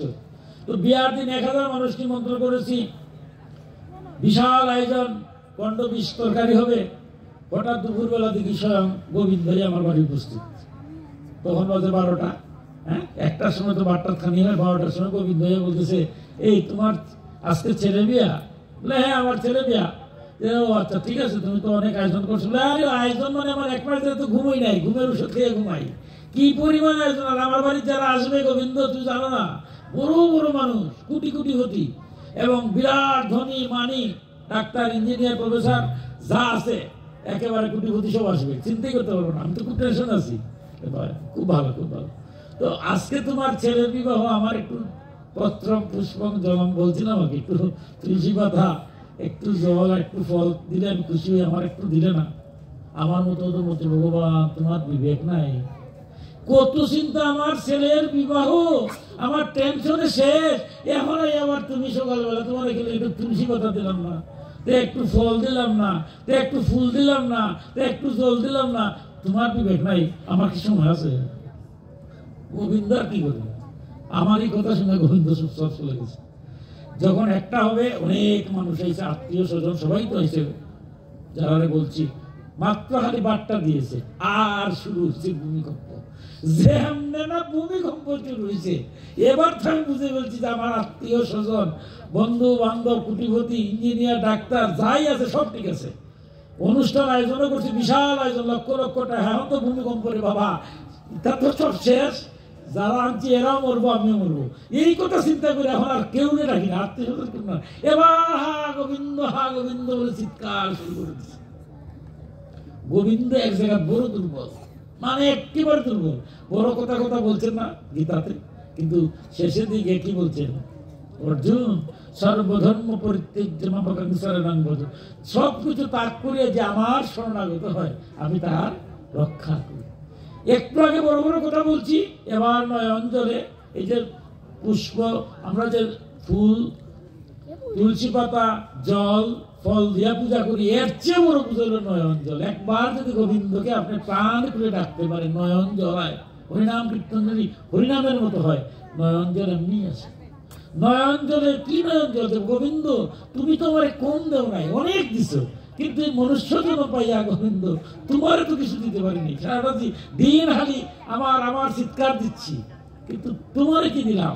মানুষের মধ্যে যখন এই ফিলিংসটা আসে, এই আত্মসমালোচনাটা আসে, নিজের মধ্যে যখন আত্ম উপলব্ধি হয় তখন মানুষ নয়ন জল চোখের জলায় যে গোবিন্দ তুমি আমার কত না দিচ্ছ, তুমি দেওয়ায় না আমি আছি, নাহলে তো আমার কতজনের আমার চোখের সামনে দেখছি হাত নাই, কতজনের দেখছি পা নাই, কতজনের দেখছি চোখ নাই, কিন্তু গোবিন্দ তুমি আমার কিচ্ছু কোনো কিছু ত্রুটি করো নাই, সবই দিচ্ছ, আর তোমার বেলায় আমার সময় নাই। মানুষ যখন প্রাণ খুলে ডাকে নয়ন জলে, গোবিন্দ বলছেন আমার ভক্ত যদি নয়ন জলে একবার ডাকে আমি সেই ডাক ফেলতে পারি না। ধর আমার ছেলের বিয়ার তখন বিপদ, নয়ন জল যেভাবে যে আত্মভক্ত বিপদ করছে, বিপদ হলেও তো ডাকতেছি, হাউ হাউ করে কেটে কেটে যখন ডাকছে গোবিন্দ তো বিপদ, এবার আমার ডাকে আইছে, গোবিন্দ আইতি তো আর ভূমিকম্প নাই, সব ঠান্ডা গেছি।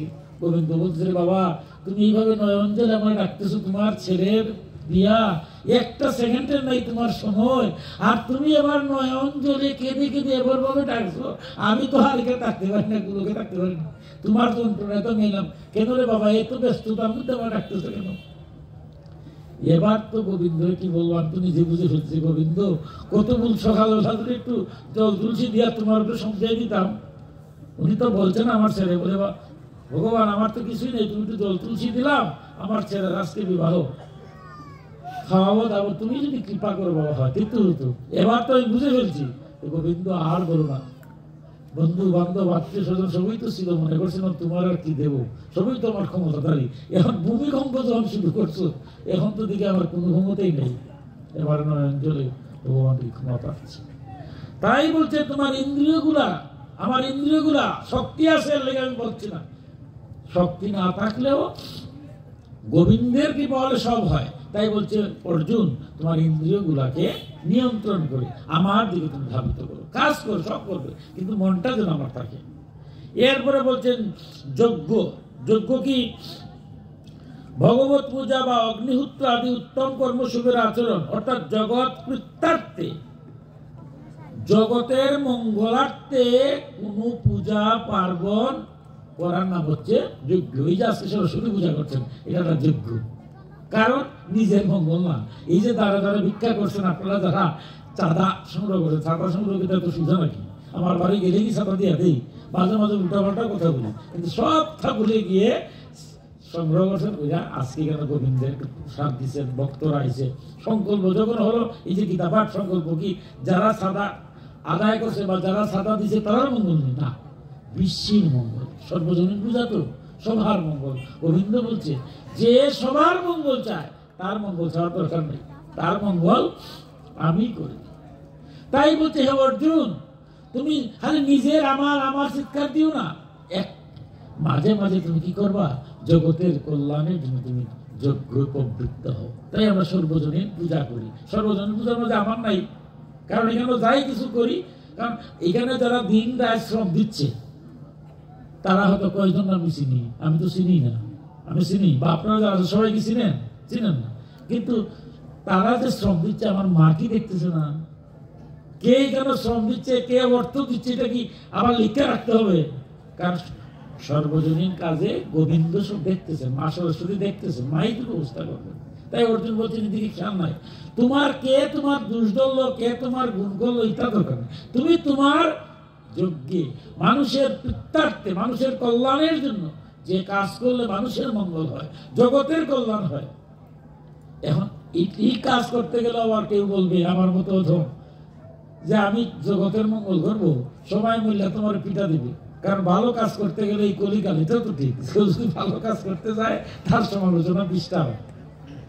কিন্তু ভগবান বলছেন না, তুমি সমালোচনার কে করলো কে না এটা আমার দরকার নেই, তোমার ভালো কাজ তুমি করিয়ে যাও, যে তোমার নিন্দা করার করুক তাতে কিছু আছে না, আমি তো দেখতেছি, ভগবান বলতেছে, তাহলে আমার দরকার আছে।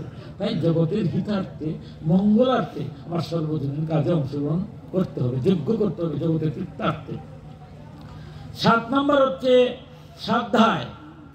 সাধ্যায় মানে কি, বেদ ও শাস্ত্রের পঠনমূলক ভগবানের নাম এবং গুণ কীর্তন করা।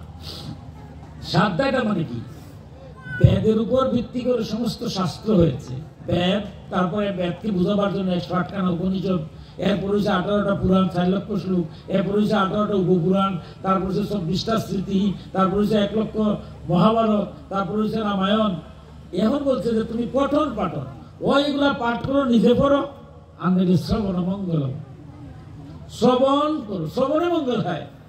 বারবার বলছে এই যে আমরা নববিধা ভক্তি 9 ভাবে ভক্তি করা যায়, তার মধ্যে প্রথমেই বলছে শ্রবণ মঙ্গল। ভগবানের গীতা পড়লে ভালো, বলছে শ্রবণ এবং পঠন সমান। আমি যে পাঠ করছি আপনি সমান মঙ্গল।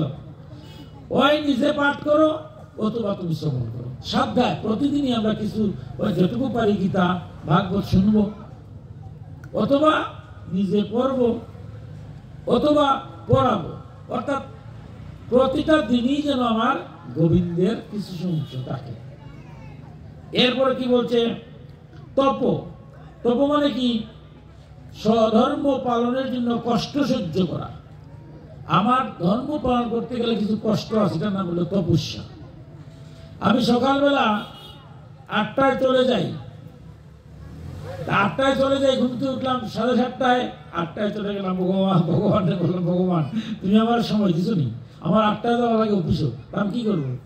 কিন্তু আমি 8টায় যদি অফিসেও যাই, 7:30টায় ঘুম থেকে উঠে আমি 1 ঘন্টাকে উঠি, 6:30টায় উঠি, একটু উপাস করলে তো 1 ঘন্টার সময় যদি আমি সকালবেলা বাড়িতে তো পত্রম পুষ্পম ফলম সব দিয়ে যেতে পারি। এইটুকু কষ্ট তো করতে হবে। সারাদিন বলে বাবা এত কাজ করি, সকাল সন্ধ্যাবেলা তোমার টাকার সময় আছে নাকি? আচ্ছা সন্ধ্যাবেলা না পারি, রাত্রে তো একবার 11টায় যাই, 11টায় গিয়ে যদি গোবিন্দর একটু ডাকি, এটা নাম হচ্ছে তপ। একটু ধ্যান করি, একটু কলিকারে তারক ব্রহ্ম নাম হরে কৃষ্ণ কৃষ্ণ কৃষ্ণ হরে হরে, হরে রাম রাম রাম হরে হরে, একটু জপ করি, এটা নাম হচ্ছে তপ। প্রতিদিন যেন আমি এটা করি। এরপরে বলছে কি? আর্যাবম, শরীর ইন্দ্রিয় সমূহ অন্তঃকরণের সরলতা, সবসময় সহজ এবং সরল। যারা কুটিল এরা শান্তি পায় না। কুটিল বুঝছেন? কুটিলটা হলো কি? আমার মতো হতো খালি পরের নিন্দা আর পরের চর্চা। নিন্দার চর্চার মধ্যে কি? আজকে দেখা গেল আপনি ভূপেশের বিরুদ্ধে কথা বললেন, ভালো কথা, আমি বুঝছি এর বিরুদ্ধে অযথা বলছেন, শুনছি, আমি এক কানে আসবো আর এক কানে শেষ দেখবো না। কিন্তু না, আমি এসে করলাম কি? আবার ভূপেশকে চলে বলে কোলে কুশলে কথাটা বললাম, যাতে ভূপেশের মনটা খারাপ হয়, চর্চা না, এটা বলা যাবে। তাই বলছে তুমি কি করতে হবে? নিন্দা করবো না, নিন্দা শুনবো না। যদি কেউ নিন্দা করে, ওটা এক কানে দিয়ে আসবে আর এক কানে দিয়ে চলে যাবে। নিন্দা করবো নিজের, যে আমি কি করতে বললাম, এই জগতে কত মানুষ কত কিছু করতেছে জগতের কল্যাণের, আমার দ্বারা কি হলো? আত্মসমর্পণা করব। এরপরে 7 নম্বর বলছে অহিংসা। অহিংসা পরম ধর্ম। এই পৃথিবীতে অহিংসার তুল্য। হিংসা ধ্বংস করে দেয়। হিংসা যখনই আসবে আমার ধ্বংস হয়ে যাবে, নিজের অজান্তে আমি ধ্বংস। তাই কাউকে হিংসা করা যাবে না। অহিংসার চেয়ে এই পৃথিবীতে আর শান্তি নেই। আমার মহাপ্রভু অহিংসার সবচেয়ে বড় কি করেছে জানেন? হরিনাম কীর্তন যে হয়, দধির মান্ড যখন ভাঙ্গা হয়, তখন দেখবেন এখানে আমাদের জ্ঞানী অজ্ঞানী, ব্রাহ্মণ ও ব্রাহ্মণ ছেলে বাবা কোনো পরিচয় দেখে নাকি, যে আমি কেন আসি, এখানে তো আমার ছেলেও আছে, ছেলের চরণ দুলি, এই চিন্তা আমরা করি। সবাই দুলাই গোড়া করি, নিরহংকার হয়ে যাওয়া, কোনো হিংসা নাই। আমার মহাপ্রভু কি মধুর কথা বলছেন, যে চণ্ডাল চণ্ডাল নহে যদি কৃষ্ণ ভোজে, বিপ্র বিপ্র নহে যদি কৃষ্ণ তেজে, যেই বোঝে সেই বড় অভক্তহীনচার, কৃষ্ণ ভজনে নাহি জাতি কুলাদি বিচার। আমি কোন কুলে জন্ম নিলাম এটা আমার মুখ্য পরিচয় নয়। আমি যদি ভগবানের সেবক হই, ভগবান বলতে সেই শ্রেষ্ঠ, সেই বড়। তাই হিংসাটা ত্যাগ করে আমাদের সনাতন ধর্মের কোনো একটা বিপদ। যারা জ্ঞানী, আমার মতো অধম মনে করে আমি তো জ্ঞানী, আমি শ্রেষ্ঠ, এই জগতে কে কথা আমি শুনবো না, আমি যা বলবো সব শুনতে হবে, কার কথা আমি শুনবো না। বিভিন্ন মত আছে। আমরা পঞ্চদেবতার পূজা ছাড়া কোন পূজা হয়? সরস্বতী পূজা হয়েছে, পঞ্চদেবতার পূজা হয়েছে। গীতা পাঠ পঞ্চদেবতার পূজা, মানে কি? সনাতন ধর্মের আমার গুরুরা যে মন্ত্র দেন 5টা মতে, কারা? যারা বৈষ্ণব মতাবলম্বী তারা বিষ্ণু, এই পঞ্চদেবতার একজন বিষ্ণু। যারা গাণপত্য গণেশের আরাধনা করেন, এই পঞ্চদেবতার একজন গণেশ। যারা সৌর অর্থাৎ সূর্যের আরাধনা করেন, পঞ্চদেবতার একজন কে? সূর্য। যারা শিবের আরাধনা করেন তারা শৈব। যারা নারী রূপে মাকে চিন্তা করেন, মা বলে ডাকেন ভগবানকে, তারা হচ্ছেন শাক্ত, হচ্ছেন দুর্গা। তাই ভগবানের এই রূপ এক সময় এক রূপ ধরেন, ভগবান বহু নয়। তাই এখন আমি যদি বৈষ্ণব হই তাহলে সই বলে দেখলে না আমি হইলাম শ্রেষ্ঠ, ও উনি শৈব না।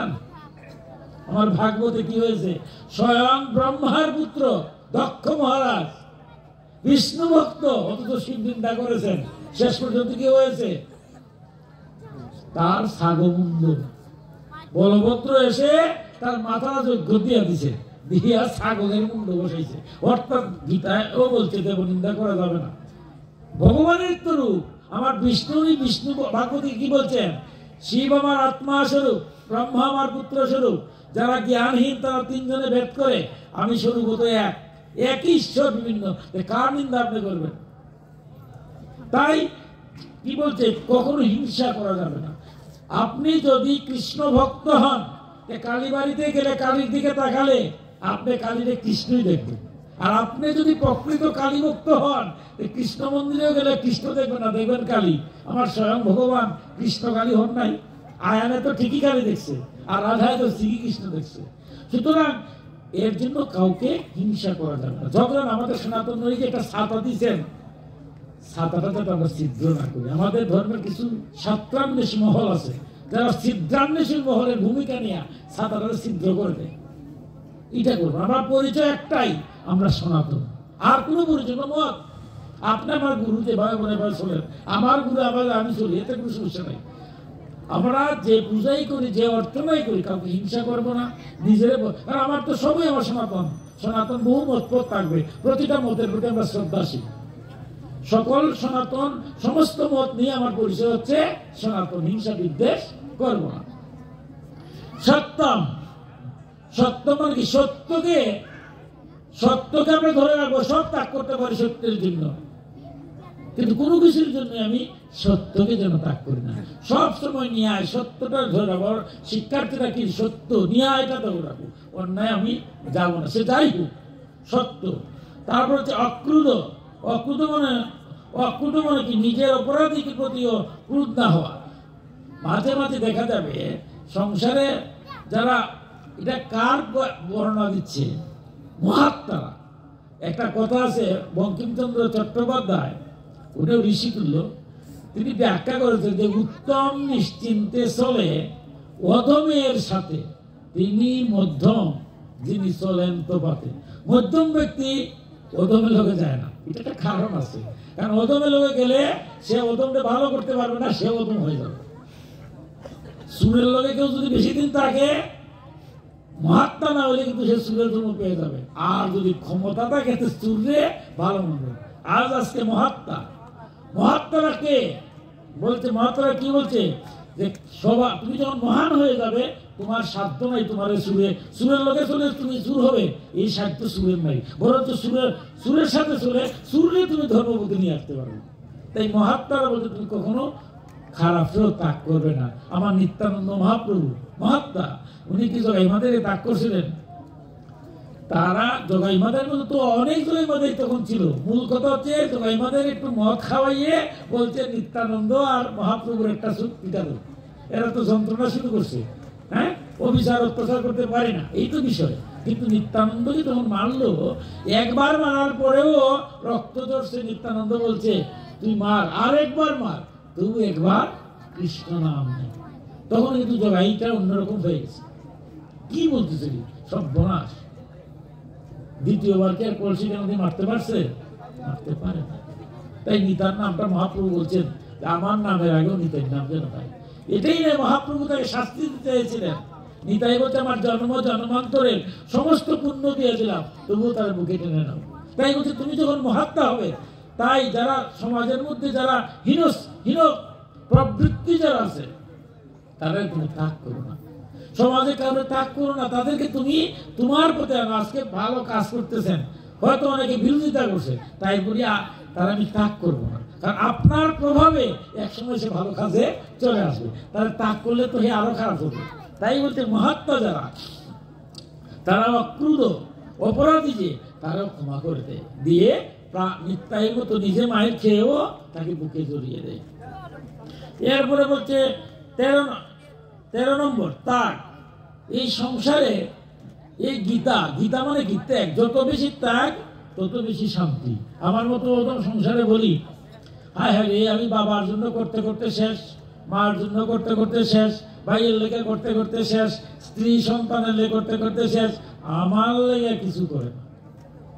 তো অশান্তি, আমার তো অশান্তি তো গতিও থাকবে।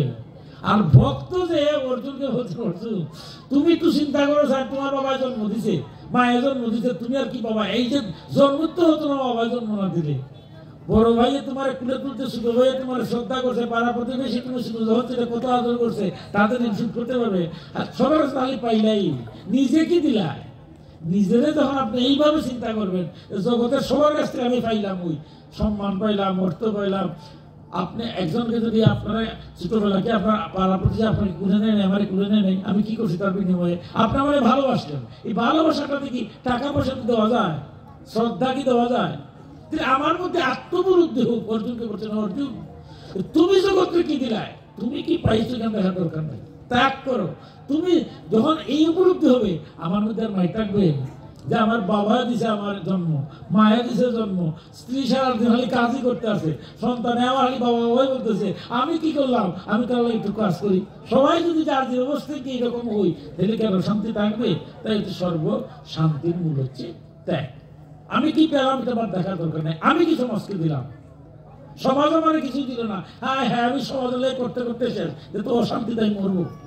সমাজ আমার কি না দিল, আমি সমাজে কি করলাম?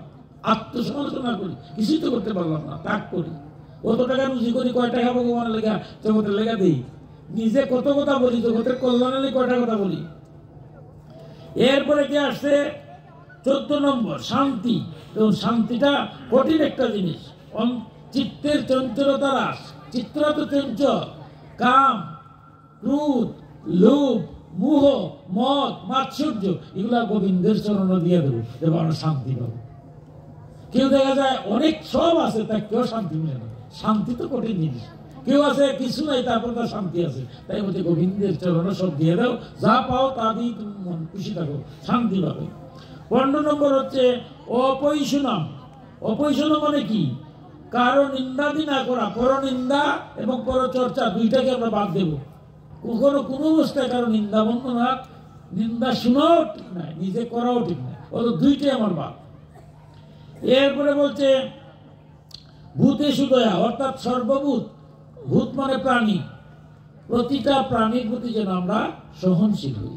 প্রয়োজন ছাড়া একটা গাছের পাতাও ছিঁড়ব না, দরকার নেই আমার। তাই প্রতিটা প্রাণী, আমি শ্রেষ্ঠ প্রাণী, অত আমার দ্বারা আমার মন, বাক্য এবং দেহ দ্বারা যেন কেউ ক্ষতি হয় না। আমার ক্ষমতা আছে, একজনকে গালি দিলাম, একেবারে পরিবার হোক সমাজ হোক তারে শেষ করে দিলাম না। আমার কথা বলার আগে বুঝতে হবে যে আমার বাক্যটা দেওয়ার পরে মানুষের মনে কষ্ট হবে কিনা। আমার দেহ দিয়ে যেন কারো কষ্ট হয় না। আমার মুখ দিয়া যেন, মুখটা ভগবান দেখেন দুইটা পা দিয়েছে, দুইটা হাত দিছে, দুইটা চোখ দিছে, দুইটা কান দিছে, দুইটা নাকের ছিদ্র দিছে, মুখ দিছে একটা। আমার এই একটা মুখই যথেষ্ট। ঝগড়া লাগাই আপনাকে কেমন অপমান করবো এই ধান্দায় আছি। পরিবার হোক, সমাজ হোক, রাষ্ট্র হোক, আমি শ্রেষ্ঠ, আমি বড়, আমি দানি, আমি জ্ঞানী, আর জগতে কেউ জানি না, কেউ মানি না। ভাবটা এরকম, যেমনে হলে আপনার অপমান করবো। ভগবান বলছে একটা বার চিন্তা করো, তোমার মুখটা একটু সামলাও। কারণ বলছে আমার সনাতন ধর্মের মুখটা যে মারাত্মক। অনেক মুনি ঋষিরা পর্যন্ত মুখ সামলাতে গিয়ে মৌনব্রত করেছে। মৌনব্রত জানেন? কথা বলবেন, মুখ দিয়ে তো সমস্যা। ঝগড়াটা কোথায় হয়? ঘরের ঝগড়া বলেন, পরিবারের ঝগড়া বলেন, সমাজের ঝগড়া বলেন, মুখ দিয়েই ঝগড়া হয়। মুখটাকে কমতে হবে, এমন ভাবে করবো যে গোবিন্দের নাম যতবারই নেব আর কাউরে যেন আমি আঘাত দিই না। আমি আঘাত সহ্য করবো, অথচ আমি আঘাত দিতাম না। এই প্রতিশ্রুতি যখন হবে, আপনার মধ্যে এমনিতেই মহাত্মার গুণ চলে আসবে। এরপরে কি বলছে? আলুপ্তম মানে কি? অর্থাৎ আসক্তি না হওয়া। আমরা আসক্তি হয়ে যাই। আসক্তি কি জানেন? আজকে সরস্বতী পূজার দিন, আজকে আমার প্রচুর কাজ আছে, পাড়ায় পূজা হচ্ছে, ওইখানে ভক্তি দেওয়ার আমার সময় নেই। এমন আসক্তি হলো, এটা কি ঠিক হলো? পাড়ার ফুলা মনে করতেছে আজকে যেখানে আপনি আসছেন, যারা দিন দেয় শ্রম দিচ্ছে, দিয়ে এখানে অনুষ্ঠান করছে, আপনারা যারা এখানে সারাদিন ব্যাপী আসছেন, আপনারা আসার তারা উৎসাহিত হয়েছে, এই কাজটা করি। আসক্তিত হয়ে না, এই কি আমরা যে সময় ভগবানের নাম গুণগাথা যেখানেই হয় সেখানে নিমন্ত্রণ লাগে না, আমি কেন যাবো, এতে গোবিন্দ খুব খুশি হয়। একেবারে আসক্তিতে আমি যদি এই মুহূর্তে সংসার ত্যাগ করে চলে যাই তখন কি হবে? তাই গোবিন্দের জন্য একটু সময় রাখি, যে সকাল থেকে রাত পর্যন্ত কাজ আর কাজ করলাম, একটু জল তুলসী দেওয়ার সুযোগ নেই, একটু গোবিন্দটা ভক্তি দেওয়ার সময় নেই। ঘুম থেকে উঠে এই যে আমার শিশুরা আজকে লেখাপড়া সব আমরা করছি, কিন্তু দুর্ভাগ্য আমার আজকে ছেলেমেয়েরা অনেক লেখাপড়া করছে, কিন্তু প্রায় সময় দেখা যায় অনেক ছেলেমেয়েরা লেখাপড়া করার পরও বিপদে চলে যায়। আচ্ছা বলেন তো দেখি, যদি কেউ ছেলে মেয়ে মা বাবারে তাক করে বিপদে চলে যায়, তাহলে আমার এই পূজা পার্বণ যজ্ঞ অনুষ্ঠান শিক্ষা দীক্ষা দিয়ে আমার কি লাভ? কিন্তু ওই বাচ্চাটারা যদি প্রতিদিন গোবিন্দের একটু জল তুলসী শিখাইতাম, সন্ধ্যাবেলা একটু কীর্তন করতাম, ওই ছেলে মেয়ে কি মা বাবারে তাক করে চলে যেতে পারতো? পারতো না। তাই আমরা যেন সবসময় একটা কথা খেয়াল, আসক্তি না হইয়া, আমার ছেলে মেয়ের জন্ম দিলেই আমি মা বাবা হওয়া যায় না, আদর্শ সন্তান বানাতে হবে। মা বাবা হতে গেলে এটা আমার দায়িত্ব, তাই তাদের মধ্যে সময় দিই। আমার এই যে আজকে পূজা পার্বণ অনুষ্ঠান হয়, তাদেরকে নিয়ে কুইজ প্রতিযোগিতা হয়, খুব ভালো লাগে, গীতা প্রতিযোগিতা হয়, এগুলা তারা একটা সম্পৃক্ত করা, ধর্মের সাথে একটা যুক্ত করে দেওয়া, নিত্য অনুষ্ঠান হয়, এগুলো ভালো, তারা একটা সম্পৃক্ত করে দেওয়া, যাতে খালি বিষয় নিয়ে চিন্তা থাকবো না। আজকে বলবেন আমার ছেলে আজকে নষ্ট হলো, বিপদে গেল, সবাই বলবেন আপনার ছেলে নষ্ট হয়েছে আমি কি করবো?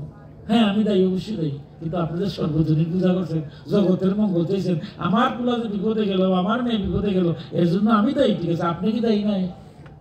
আপনার ছেলে বা মেয়ে বিপদে গেল, শুধু কি আপনার দায়ী? আমি দায়ী নাই? আমি সর্বজনীন পূজা দিয়ে ভক্তি দিই না, জগতের মঙ্গল চাই না?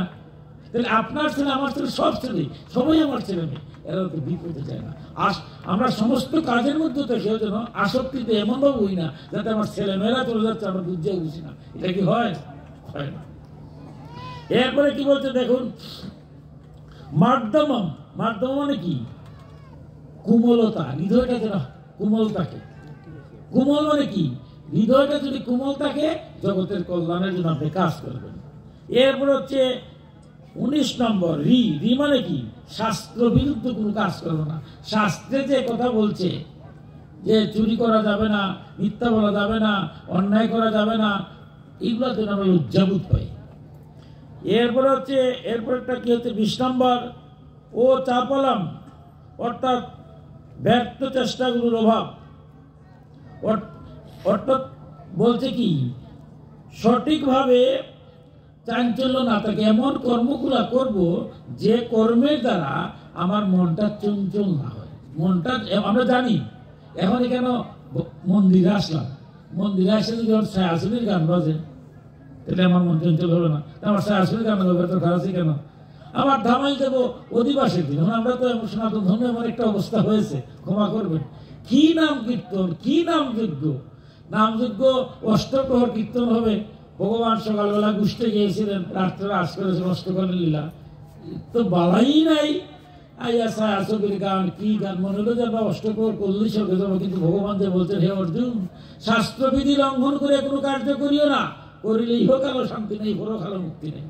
জানতে হবে ভগবান আমার হরিনাম, এটা বললে সময় নেই, আজকে যাবো না, একদিন ভগবান যদি কৃপা করে।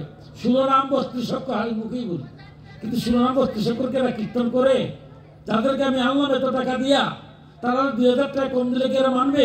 তাদেরকে আমি ভক্তি দিয়ে বলতে পারি না যে আপনারা শিরোনাম 32 অক্ষর, ও অষ্টকালীন সুরে গান, অথবা আধ্যাত্মিক সুরে গান, ছায়াছবির গানে সুর গানবেন, আধুনিক টানবেন, আপনার আমি একটাও দিব।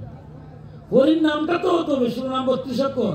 আজকে ইংরেজরা কথা বলতে পারে না, বিদেশিরা, তারা শিরোনাম 32 অক্ষর গায়, হরে কৃষ্ণ কৃষ্ণ কৃষ্ণ হরে হরে, হরে রাম রাম রাম হরে হরে, কিন্তু আমরা বাঙালি হইতে পারি না। তাই বলে এমন কোনো কাজ করবো না যেটা আমার মনটা চঞ্চল হয়। এরপরে কি বলছেন 21 নম্বর, তেজ, মাঝে মাঝে একটু তেজ থাকতে হবে। এই যে যেখানে অন্যায় হয় আপনি একটু বলতে হবে যে না, এটা হরিনাম হচ্ছে না। এই তেজ না থাকে তাহলে কি হবে? এখন দেখা গেল একজনের হরিনাম কীর্তন হচ্ছে, আমার এত দুঃখ হয়, মানে আমি কি বলবো। আমার নৈমিষারণ্য নামে একটা গ্রুপ আছে, আপনারা অনেকে দেখবেন, ঢুকবেন, এমন হরিনাম কীর্তন করতেছে, কেউ ছেড়ে আমার হোয়াটসঅ্যাপও ছেড়ে বলে, স্যার দেখেন তো, লজ্জা করে, মানে এগুলো দেখার মতো নয়। এমন ভাবে নিত্য ভগবানের নিত্য হয়েছে, কিন্তু এমন নিত্য করবো না যেটা আমার মা বাবারা নিয়ে দেখতে পারি না। কি হয়? এই ক্ষেত্রে আমরা তেজ ও বীর্য থাকতে হবে। তেজ, আপনার তেজ নাই, কিছু নাই, একটা হোক না হোক, অন্যায় যেখানে হয় আপনার তেজ ও বীর্য বলতে হবে, এটা ঠিক নাই, উচিত নাই। গান হবে ধর্মীয়, আমাদের ধর্মীয় গানের কি অভাব আছে? আচ্ছা বলেন তো দেখি, বিবেককে আমি ক্ষমা করবেন, আপনাদের গান বলতেছি না, আজকে আমি তো যাই সিলেট বিভাগের বিভিন্ন জায়গায় যাই, আরে ধর্মীয় গান হবে, ধর্মীয় নাটক হবে, কত ওই যে আপনারা একটু আগে পরে নাটক হবে, খুব মধুর শুনলাম, আমার খুব বেশ বলছে না, এটা এগুলো তো শিখার বিষয়, নাটকের মধ্যে যদি শিখা যায় ধর্মীয় গুলা হবে। কিন্তু ধর্মের প্রতিষ্ঠান দেখা যদি অধর্মীয় গান আরম্ভ হয়, সেই ক্ষেত্রে অর্জুনকে বলছেন, অর্জুন তুমি তেজবিদ্ধ হয়ে প্রতিবাদ করবে। এরপরে বলছেন কি 22 নম্বর, ক্ষমা, যদি কেউ ভুল বুঝে ফেলে তারা তুমি ক্ষমা করবে। সে বলছে ভুল হয়ে গেছে, তারা তুমি মারবা না, তারা আবার তুমি ক্ষমা করে দাও। 23 হচ্ছে ধৃতি, মানে ধৈর্য ধারণ করা। 24 হচ্ছে শৌচম, অন্তর্বাহির শুদ্ধ থাকা। আর 25 হচ্ছে অক্রুধ, শত্রুর প্রতিও তুমি মঙ্গল কামনা করবে। আর সর্বশেষ হচ্ছে 26 মানিতা, অর্থাৎ নিজের অভিমান করবে না। ভগবানের নাম নিতে গেলে নিজের মান নাই। আমার মহাপ্রভু খুব সুন্দরভাবে বলছেন, ত্রিনাদপি শুনিছেন তরুণী বা সহিষ্ণু না অমানি না মানতেন কীর্তনায়নি সদাহরি। ভগবান কি বলছেন, আমার মহাপ্রভু খুব মধুরভাবে বলছেন। কি মধুরভাবে বলছেন? যে ত্রিনাদপি, তৃণের চেয়ে হীন হয়ে, অর্থাৎ ঘাসের দিকে উড়ে গেল, ঘাস কিছু কথা বলছে না, এইরকম হীন, নিজের একদম ছোট ভাববে, বৃক্ষের মতো সহ্যশীল, ভালো কাজ করতে যাবে, অনেক বাধার সম্মুখীন হবে, গাছ সব উপকার করছে, অথচ গাছকে আমরা কেটে ফেলি, কিন্তু গাছ কিছু বলে। তাই ভালো কাজ করতে গেলে বৃক্ষের মতো সহ্যশীল হতে হবে। নিজের সম্মান দরকার নাই, কেউ অপমান করছে করুক, কিন্তু আমি কাউকে অপমান করব না, কৃষ্ণ জ্ঞানে সবাই সম্মান করব, এই ভাব নিয়ে জগতের সমস্ত মঙ্গল কার্যের জন্য আমার সম্পৃক্ত থাকে। ভগবান অর্জুনকে বলছেন, হে অর্জুন, এটি হলো মহাত্মাদের, মহাত্মা যারা এই সংসারে যারা মহাত্মা আছে তাদের গুণ হচ্ছে এটা। এই 26টা গুণ যদি আমরা আজকে সরস্বতী পূজার দিন সবাই প্রতিজ্ঞাবদ্ধ হই, আমার ছেলে মেয়েদেরকে 26টা গুণে গুণান্বিত করবো, তারাই হবে প্রকৃত মানুষ, তারাই হবে একটা নক্ষত্র স্বরূপ, জগতের কল্যাণ হবে, মঙ্গল হবে। আমরা এরপরে অনুষ্ঠান আছে, আমি আর যাচ্ছি না। ঈশ্বরের কাছে প্রার্থনা করি, যারা আপনারা দিন রাত ভগবানের আরাধনা করছেন, আপনারা সন্তানদিগকে, সন্তানরারে আপনারা প্রকৃত অর্থে একটা মানুষ করবেন। আপনারা আজকে সরস্বতী পূজার মাধ্যমে, জ্ঞান অর্জনের মাধ্যমে তারা যেন প্রত্যেকেই এক একটা মহাত্মা হয়, এক একটা সূর্যের মতো নক্ষত্র হয়, যারা এই জগৎকে জ্ঞানের আলো উদ্ভাসিত করবে, সমস্ত অন্ধকার দূরীভূত হবে, আমরা সবাই মঙ্গল হবে। সেই প্রার্থনা মা সরস্বতীর চরণে রেখে আমার গীতা আলোচনার এখানে বিশ্রাম নিলাম। সর্বে ভবন্তু সুখিনো, সর্বে সন্তু নিরাময়া, সর্বে ভদ্রাণি পশ্যন্তু, মা কচিৎ ভাগ হবে। হে ভগবান, এই পৃথিবীর সকলে সুখী হোক, সকলে মুক্ত হোক, কেউ যেন দুঃখ লাভ না করে, সকলে শান্তি লাভ করুক। ওম শান্তি, ওম শান্তি, ওম শান্তি। জয় জয় নিতাই গৌর সীতানাথ প্রেমানন্দে, হরি হরি বল। জয় জয় নিতাই গৌর সীতানাথ প্রেমানন্দে, হরি হরি বল। জয় জয় নিতাই গৌর সীতানাথ প্রেমানন্দে, হরি হরি বল। হরে কৃষ্ণ কৃষ্ণ কৃষ্ণ হরে হরে, হরে রাম রাম হরে হরে, হরে কৃষ্ণ কৃষ্ণ কৃষ্ণ হরে হরে, হরে রাম রাম রাম হরে হরে। কৃষ্ণ কৃষ্ণ কৃষ্ণ হরে হরে, হরে রাম রাম রাম হরে হরে।